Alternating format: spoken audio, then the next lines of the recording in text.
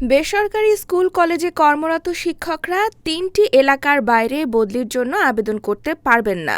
নির্ধারিত এলাকার বাইরে আবেদন করতে গেলে আবেদনযোগ্য নন বলে নোটিফিকেশন দেখাবে সফটওয়্যার।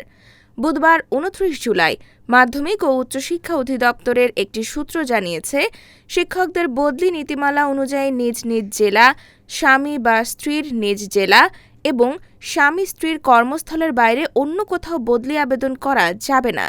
এই এলাকাগুলোর বাইরে আবেদন নেবে না সফটওয়্যারটি সেভাবেই প্রস্তুত করা হয়েছে।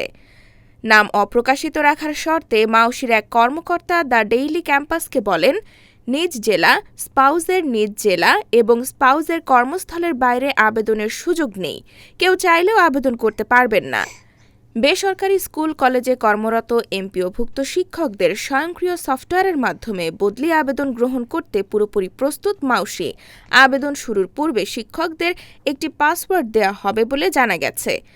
মাউশি সূত্রে জানা গেছে, ৯৯.৯৯% শিক্ষা প্রতিষ্ঠান তথ্য ইনপুটের কার্যক্রম শেষ করেছে। তথ্যগুলো ভ্যালিডেশনও শেষ হয়েছে। যে অল্প কিছু প্রতিষ্ঠান তথ্য দেয়নি তাদের বাদ রেখেই বদলি আবেদন গ্রহণ করা হতে পারে। আবেদন গ্রহণের পূর্বে শিক্ষা মন্ত্রণালয়ের অনুমতি চেয়ে চিঠি পাঠাবে মাউশি। তবে তারও পূর্বে শিক্ষকদের আবেদনের জন্য একটি পাসওয়ার্ড দেওয়া হবে। সূত্রের তথ্য বলছে, সফটওয়্যার নির্মাতা প্রতিষ্ঠান টেলিটক বাংলাদেশ লিমিটেড শিক্ষকদের পাসওয়ার্ড দেবে।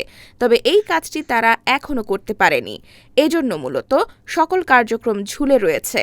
শিক্ষকরা পাসওয়ার্ড পেলে শিক্ষা মন্ত্রণালয়ের অনুমোদন চেয়ে চিঠি পাঠানো হবে।